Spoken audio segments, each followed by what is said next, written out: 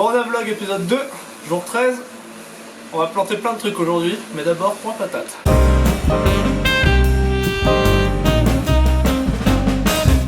Notre travail a porté ses fruits.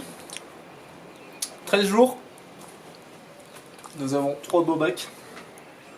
2 pelles pousses dans ce bac-ci. Une gentille pousse et une bien cachée ici. Et ce bac-ci ne compte pas une, pas deux, pas trois, pas quatre, pas cinq, pas six, mais 7 pouces. J'en suis fier.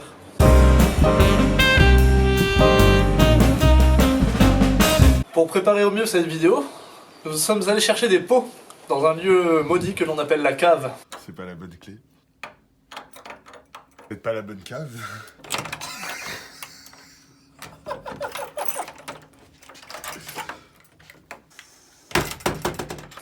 Nous avons trouvé tout ça et nous ne savons même pas ce qu'il y a dedans. C'est parti pour un petit unboxing. Une boîte Bonduelle. J'avoue, c'est moi qui ai placé ça là. Un râteau. Petit, mais extensible. Un cache-pot, qui n'est donc pas un pot. Un taille-haie, toujours pratique sur un balcon. Un râteau avec plein de dents. Des gants, pratique en temps de coronavirus. Un gratte-gratte pour faire une raclette. Un tuteur pour les tomates. Un dessous de pot. Un pot lait, et donc pas un poulet. Et un très grand pot pour les très grandes patates. On est bien d'accord que ça, on en a rien à foutre. Pas de feuilles à récupérer, donc on en a rien à faire non plus. Ça, bah on n'a pas de pot de cette taille, donc on a rien à faire. Ça c'est bien, ça c'est bien. Ça j'ai envie de l'utiliser, ça peut être drôle. Le gant gauche sur la main gauche. Le gant droite sur la main droite. J'ai aucune mouvance, je ne peux pas bouger. Cette vidéo va vous expliquer comment planter ce que vous pouvez, avec ce que vous pouvez. Vous n'avez pas de pot? C'est pas grave. Vous n'avez rien à planter? Un peu plus problématique. Mais on peut trouver quelque chose. Nous avons un pot, et pas des moindres. Un deuxième. Un troisième parce que c'est drôle. Et puis on va pouvoir vous expliquer comment faire un pot avec une boîte de conserve. Nous n'avons donc que 3 pots. Un grand, un moyen et un tout petit. Mais nous allons réutiliser les produits du quotidien. En l'occurrence, un pack de bière. Et j'aurais même dit 2 packs de bière. Ça, c'est donc les pots que l'on va utiliser. Celui-ci est fini, celui-ci est fini. Celui-là, on va faire des trous. Celui-là, on va le consolider. Et celui-là, on va le consolider aussi. C'est parti. Les enfants, il faut faire ça avec des adultes. Je suis un adulte, c'est une chance.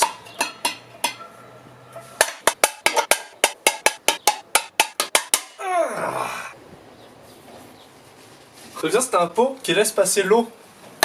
Et c'est ce qu'on veut finalement. Ensuite, un carton, tout ce qu'il y a de plus normal. Trou dessous, on va en faire d'autres. Ça, entre nous, on s'en fout. Aïe. Bien évidemment, il faut porter des gants pour se protéger. Nous avons ce que l'on peut appeler un pot. Ça y ressemble pas, mais c'en est un. Mettre du scotch, on va pimper le truc un peu. Ça c'est pour faire mes colis Vinted à la base. On va solidifier le bousin. Pas en mettre une chier non plus, hein. J'ai tout niqué, moi. On passe au dernier, mais pas des moindres. On va déjà le scotcher, hein. Le petit haut, faut pas qu'il soit attaqué, lui, hein. Santé fragile, sortez pas, hein. Parfait. Oh, ouais, parfait, hein. Parfait. Ça c'est un pot qui se respecte. Troué, renforcé, c'est un beau pot. Pot troué. Pareil pour celui-ci. Et celui-là, ça suffira. Annonce des produits à venir. Pour commencer, des patates. Parce que j'en ai quand même beaucoup. J'en ai une, j'en ai 2, j'en ai 3 et j'en ai 4. Nouveau, un oignon. On l'a trouvé, il avait un peu germé, on s'est dit, on va se le faire. Du melon. Parce que quand même le melon c'est drôle. Et aussi des radis.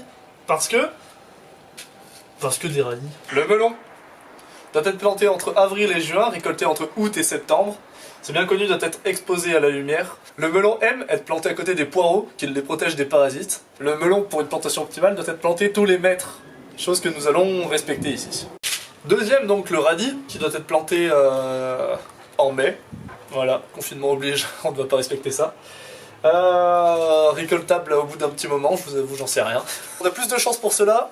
Les radis, ça doit être planté tous les 5 cm à peu près, sur une distance de 15 cm de profondeur. Je pense qu'on a ce qu'il nous faut. Après une concertation avec toute l'équipe technique et notamment le réalisateur, nous nous sommes rendus compte qu'il nous manquait un bac. Nous avons donc décidé d'utiliser une nouvelle boîte finalement. Préparée par nos soins bien évidemment, hein, en suivant le même processus technique que pour les deux autres. Et nous avons donc associé chaque plantation au pot où il sera. Nouvelle approche en ces temps de crise. Nous ne couperons pas les patates aujourd'hui. Ceci dit, la technique du lit de terre est de mise, bien évidemment. Avec notre pelle, nous venons appliquer une couche non négligeable de terre sur le fond de la boîte. Nous la disposons dans un coin, celle-ci, qui est déjà bien ravagée, dans ce coin-ci, et celle-ci, dans le coin du milieu, juste là. Nous venons recouvrir le tout, bien évidemment. N'oublions pas que nous ne faisons pas ça pour que ça marche, mais pour voir comment cela va marcher. Et c'est là toute la philosophie de notre chaîne.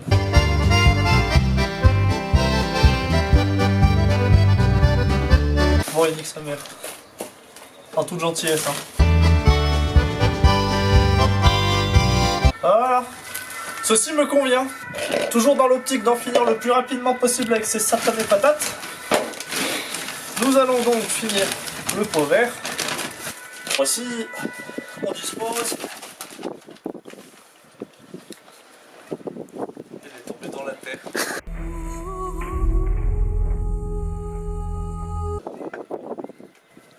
Je suis un vrai paysan, ma gueule. Ah, je suis en train de manger de la terre, ça craque sous la dent. On valide le dernier truc de patate. Ah, j'ai dit qu'il fallait pas tasser, je suis con. Pour l'oignon, ça va être très simple, on va le faire à ma manière. C'est-à-dire un lit de terre, forcément. Tac. On vient poser délicatement l'oignon en son centre. Et on vient mettre la terre tout autour. Ne pas hésiter à emmener un peu quand même, hein, histoire de ne pas faire des bulles d'air.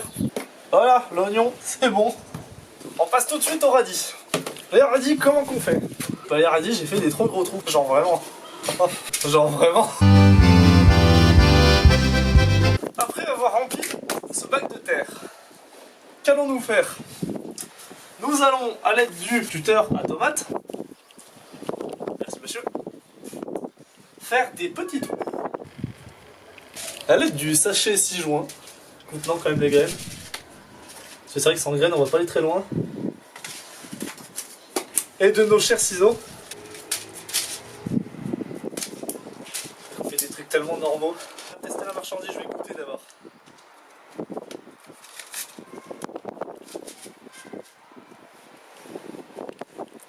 C'est de la bonne. On va disposer quelques petites graines dans des tas. Voilà, à 3 cm. On est à bien 3 cm de profondeur. Hein. On se fait des petits semis. Tac. On va mettre un peu plus, ils m'ont l'air un peu seuls ceux-là. Tac. Ça. Voilà. Ensuite, on parsème un peu. Faut que ça gratine. Une petite. Un petit peu de terre, comme ça on cache la misère. Et les radis, c'est bon. On fait le deuxième carton, on se retrouve juste après. Après avoir fini le deuxième carton de radis et avoir rempli non sans mal ce grand pot, nous allons planter les graines de melon. Ou plutôt, la graine de melon. Partons tout de suite à sa découverte. Je vous présente la graine à 5 €. Nous allons procéder de la sorte. Après avoir rempli ce grand pot de terre, sachant que jusque là je pense que la terre ne sert plus à rien à partir de là. Hein. Nous allons donc faire un petit trou sur le dessus du pot. Comme ça. Et placer délicatement la graine. Ne pas oublier de l'espacer de au moins 1 mètre des autres graines. Ça devrait aller. Et recouvrir bien gentiment tout le bousin. Et là c'est bon. Nous avons mené notre mission à bien. Nous aurons des radis, un melon, des patates encore et un oignon. Notre mission s'arrête là pour l'instant.